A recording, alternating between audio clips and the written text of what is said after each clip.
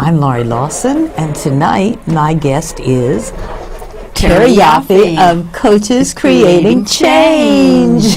Wow, you caught me by surprise. I didn't know. Blowing my nose when you. Oh gosh. Well, started. I had no idea. I know. I saw the clock go. Whoa. Okay, we're on. We are on. And now that we're on, we have no idea what we're going to talk about. No, that's not true. We do not. We always have some thought in the back of our minds. That's it. I have to tell you, Terry just did Coach Chat Radio, and it was like we had planned, we're going to talk about this, and we got off on communication, and the show was fantastic. Yeah. There you go. So we just, being natural is a good thing. Yeah. So, yeah. Right. Two people that know each other. Yeah, you can usually come up with something. Right. But I think what we decided to do this time is talk about, we're going to say tribalism, community, and how cool that is, and yet how sometimes it can limit your thinking, because you're in this group, and or as Washington likes to go, you're in the bubble, or you're out of the bubble, or something. So it's so good to get a variety of opinions. Exactly. Yeah. When you think of community, people, I think, naturally go to a personal community. If you are part of a religious organization, whether it's a Judaism or Catholicism or family is even community. Absolutely. And then we get to the business side, which more and more people are looking at community or team, right, as part of this coming together. In a way. Yeah. And it can be, there's different kinds of community. Because I think what kind of made me start thinking about this, and Terry and I have been talking about biases and all that stuff, was my car, which I have I drive it, that's it. But my car needed a new battery, and I have a friend who says, in America, white women can get away with anything. And I thought about it, and I went, he's right. We either play on the gender or whatever, but it's, and I said, this is the one example where I'm not going to get an advantage because I'm a single white female, and I'm going to go in and they're going to go, I see lots of work that could be done. So I said, what, and it works, it cuts both ways, actually, and that's what got me thinking about it. And it's like, well, where else do we take for granted our community, and where else does our community limit us, And I said, wow, that's a pretty fascinating thought, because there's no good and bad. There's just it's perspectives. Exactly, yeah. And how can you broaden them? Because the radio show, that's our whole concept, is like if you change your perspective, you change your life. Right. And so that's kind of what we're just going to kick it around and see what we come up with. So do you have an example of where you could be biased or at an advantage? I think certainly in your upbringing. I mean, when I was brought up in a very narrow environment. Really? I grew up in an area in Queens, and my public school, not so much my junior high school, but my high school was all a little lower to middle class. And, when I went to college, there was a much greater variety of individuals. And it was interesting to see how other people, kind of come together. There wasn't as much diversity.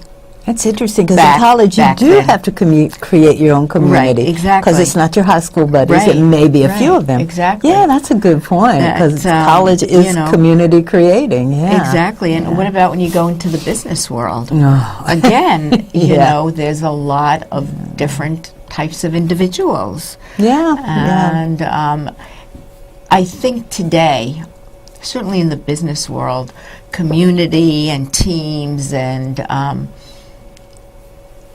working with different cultures certainly is is about how can the many cultures work together in a way that creates a vision of what the company is putting forth, right? So people don't get in each other's way. Yeah, and today. some companies want to keep the traditional standard. You know, we want to just stay the way we were. But I think we could use some of the companies that are going out of business. It's like you got to meet the needs of today, and today it's not just your culture. You've got to include all the cultures. You've got to include the technology. So you know, it's also. Years ago, you never saw many women in the workforce. Exactly. I mean, my mother worked, but where I grew up, she was one of nobodies. That one of one that actually went to work for a living. Yeah. Whereas all the other wives were housewives. She went to work, and it was very interesting to see and to be in that environment. You know, today it's a whole different ball game. There are women that are CEOs, women running companies, whereas years ago that just didn't happen. No, it's interesting. There's time, there's improvement with time. Also, it's like where you grew up. I grew up in a small town on the eastern shore of Maryland, and everybody, it was a community. My gosh, it was a community. People knew what you were doing before you knew what you were doing. And your parents, you got away with nothing because someone would tell on you. But it was like, so my bias would be, I want anonymity. I want to go somewhere where I can do whatever I want. So here I am in New York City, where you can do anything and nobody's even going to notice. But that's a bias too. But I noticed that when I want to relax and I want to go back, I go back to the eastern shore of Maryland. So there are roots going on there, but it doesn't mean that you can't branch out and expand. And that's what I love with your example of college. It's like, wherever you go, you're going to bring yourself, of course. But it's like college gives you a great opportunity. And you know what? You can take that opportunity in high school, too, of course. But college gives you a great opportunity to get to know people who weren't in my small town. I mean, my small town, it was black, white, and that was about it. Right, exactly. And I think about where I grew up, and it was predominantly Caucasian. And if you go there now, it's all Pakistan, Indian, very different cultures that have moved into neighborhoods, whether it's Astoria or, which was Greek and Italian. Right. Oh, that's it. And the cultures moved too. Have now kind of grown in the different areas. Yeah. So, it's very different to see community and what does it mean in today's universe. And how fluid is it also? I mean, can it's not like a sorority or a fraternity. It's you're not a lifelong member and you go within the guidelines. How fluid is it? Who can join? Who can leave? And all of that. What do you think the benefits of community are? Certainly, and here's an interesting. A true happening. I live in a building that is truly a community, believe it or not. People know each other, they gravitate towards each other. Wow, in New York City, that's amazing. It is. And a very dear friend of mine's daughter died tragically. It was a couple of years ago. And she belongs to a synagogue. And that was there for her. Wow. For this whole ordeal. It was her community was there for her in a time of need. That's nice to hear. That's a community of people that come together that want to be there to see her through a very hard time. Now that's interesting, because was the community intact, or did it form to gather around her? In the Jewish religion, when somebody dies, they sit Shiva. And I think our building had never seen so many people come. They must have had 2,000 people. Oh my gosh. Or close to it, that came all day to sit and be with my friend and her husband. Wow. They just piled in. And even afterwards, she has friends that were there for her to help her through her 2 or 3-year journey of getting through this tragedy. Wow. So that's one form of community, is, again, like I said, if you're part of a church, right? Yeah, religion is a big community. A community. And yet people use it to fight with each other. It's like, come on, we're all a part. Terry has a great African quote, and also and it just really tells you the benefits of community. Yeah. Right. So it's an African quote, and it goes, if you want to go fast, go alone. If you want to go far, go together. Yeah. And, you know,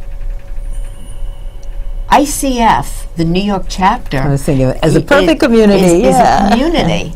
And one of the former presidents had used that quote. Oh, and, really? Janet Harvey. Oh, okay. And I remember it. Laurie was president, and I was president of our New York chapter, and we built a community of people that came together, like-minded people, wanting to learn, wanting to grow, wanting to seek. You know what? That's interesting that you brought that up, because on the radio show, you got to check out Terry's website. It's on there. You can check out mine. It's on there also.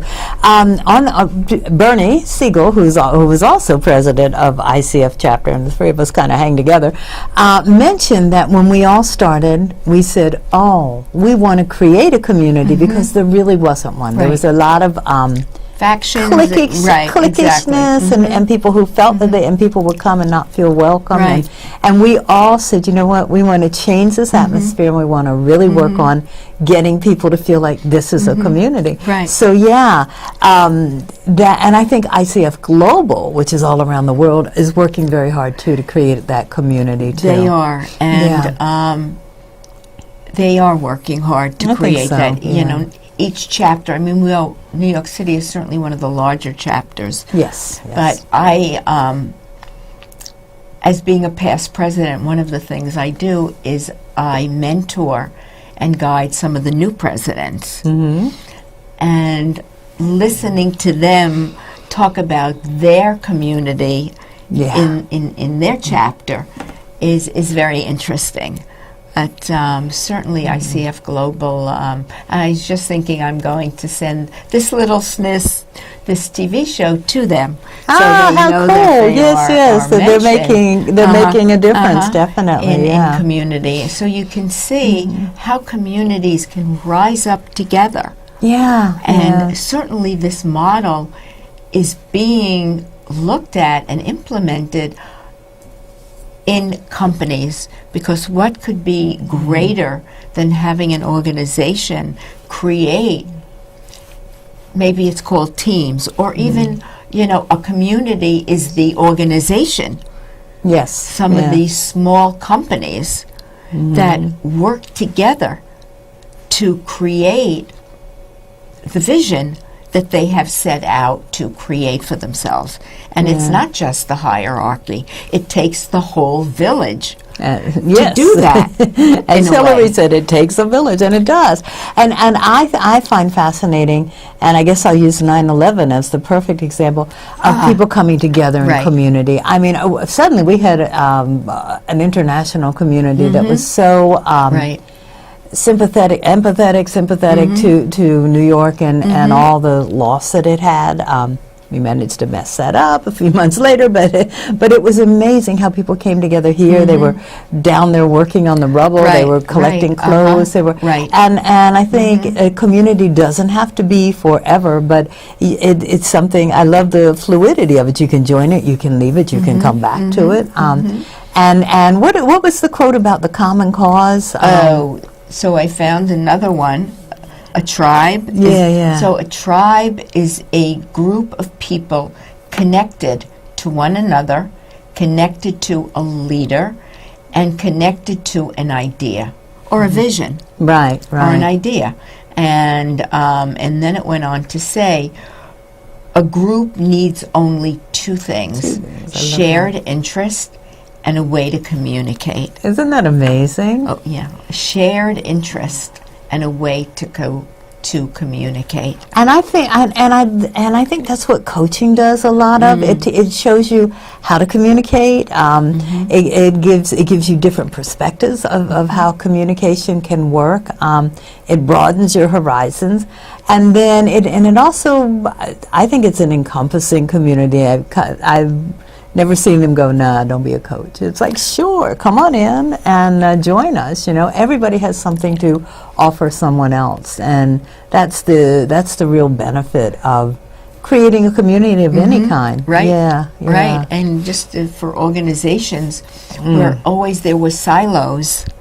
Yes, of people who worked in their silo and didn't know what the next person was doing. Yeah. And I'm hoping and I believe that the vision and the way businesses are running is not about having silos. Knocking down a few, or creating unwalls, whatever that is, creating unwalls. But making at least making walls expandable and contractable and things like that. Yeah, that's a good point. The silos, because that was how everything operated. I remember when I was coming up in the career world, you had a management chart, and you stuck to that, and you wanted to move up that way and that way, and nobody really communicated. It was like, this is my goal. And here's these people are above me, these people are below me, and I want to move on up. That's still there. I mean, obviously, an org chart, but it's getting people together to brainstorm and come up with ideas, no matter who you are, to help develop and grow an institution, whatever it is, or a business. Small businesses can't afford to be siloed. Right. And I think one thing that it does, the community or the group or the organization, is it teaches you the value of other people's points of views, because there are points of views that I'm never going to have. One would be of a mother. I'm not a mother. But that's a valuable point of view, because there are many mothers out there. And and I think organizations are starting to realize that, we thought we had the business plan down, but now the business plan is definitely movable and changeable and adaptable. And the only way you do that is through communication. We're back on communication again. It's like, I guess you can't get away from it. No, but that's, I had a client that was Latino, and she had a upbringing that got in the way of her becoming as successful as she wanted to be. Interesting. Because of her environment and her culture and the restrictions that her culture placed on her. Yes. Again, with environments and cultures, and how she had to kind of pry herself free of that culture or some of the ways of its thinking. She'll always, and she uses her voice and her Latino culture to help move her forward. And she's very much involved in the community and teaching young women how to break free, and they don't have to be stuck, in one specific mindset that a culture might offer up. for people. It's interesting because I have someone who's been on the show a couple of times, Penelope Shue, and she is in the process right now of speaking up for Asian women. It's like, okay, and breaking that mold there. I've had several Asian Indian clients who their culture too is like, okay, the women has a role and the man has a role, and just breaking through all that. But also it's important, like when you remember that thing, The Ugly American? When we travel to other countries, we expect them to be exactly like us. And I think you have to know the differences and learn from and respect that. And yes, I think it's our duty to teach each other. It's like, that's the beauty. I mean, you and I can talk about Queens versus Crisfield, Maryland, but we still have the same kind of culture going. But if we go to another country, it's like, why not absorb whatever they have to learn and fit in a little bit, you don't have all the cameras around your neck, and people can point and see so immediately who you are as you do that. But I love the shared interest. Yeah. And a way to communicate. And one of the things that I tell my clients at work is, when we coach about their work, is it's about the company. It's what does the company, what are their values, what is their mission, what's their vision, and then everyone has to work towards that. Right. And it's not about, I want to do this or I want to do that. People don't realize they're only part of the voice of the company and the mission and the vision for that. Everyone has to work towards that purpose. That's so funny because I spent many years as an HR person, and people would come and go, I need a raise because I just had a baby.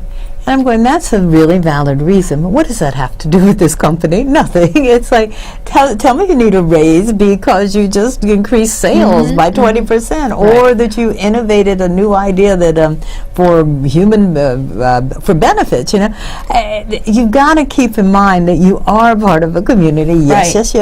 You have individual needs, absolutely, and some of them can be fulfilled by the community. But when you're in a company, you're absolutely right. The goal of the company.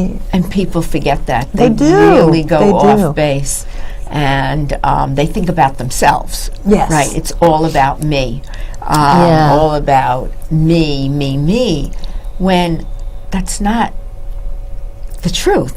Yeah. And they forget that it's what are they doing to contribute to the value of their voice in the company. Whoever makes that voice, and whoever creates the purpose, or a lot of big companies are no longer around.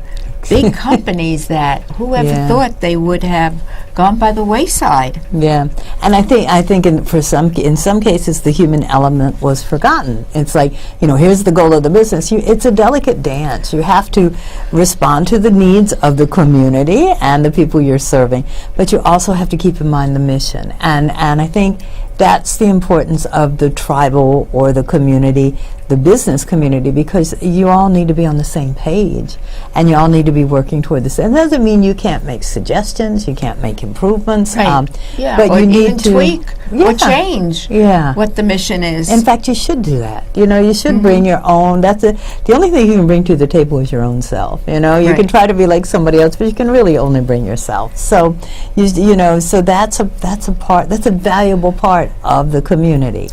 Also, I was just thinking, even coaching, if you define community in many different ways, the coach and the client are a little community. They're a team. Absolutely, And it's all about the coach. Again, you looking at the company, and it's about the client and what are their needs and what do they need to do to grow and to develop and to expand. So community could be 2 people, a little team. Good point. Or it could be a community of a congregation. Or a business. Yeah. And you can be a member of many communities, but no, I like the idea of, I think a client and a coach is, that's a great team, and you're both working toward the same goal. Right, exactly. And that is to get the client wherever they want to go, or to help the client, remove an obstacle, or whatever the thing is. So your team can be a marriage. A marriage is a team. Absolutely. And a community. Yep. Right. And certainly if you throw in kids, it gets bigger and bigger. Right, but, exactly. So I think if people would start thinking in terms of, I'm a member of this team, not team, I don't want to go, I'm a member of this community, but also I'm interested in this community, and I want to know what they're doing over there, and how can I incorporate, and what can I contribute, Right. Yeah. Right. And if you're going to look at different communities, you may have to amalgamate yourself you might into that community, whatever it is. I mean, so when we looked at ICF being a community, as coaches, we're part of that community, right? Right. And we all, as coaches and members of ICF, we are always showing up, knowing we're part of the bigger community called ICF, and how we show up and the core competencies and everything else are, again, lifting up and how we're presenting a brand called ICF. Absolutely. And just for clarification, when I say you can be a member of any team, you can. Will I ever be a tall black man? No, I won't. But will I be able to appreciate what that tall black man can bring to the community and what I can give to his community? Yeah. So and you won't.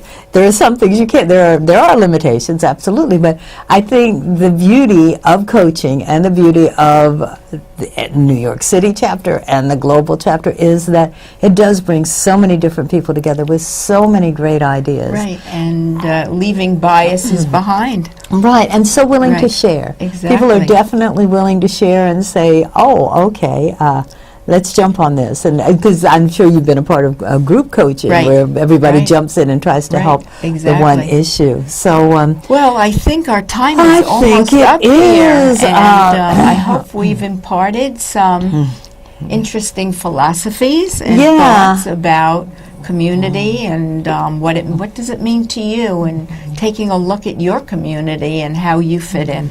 And I think a good exercise might be make a list of all the communities that you're a part of now, and then how do they go together? Exactly. And who else do you need? What other communities do you need? So we'll leave you with that challenge and tell you that we'll be back next week. Month. Thank you. Not next week, next month. Thank you.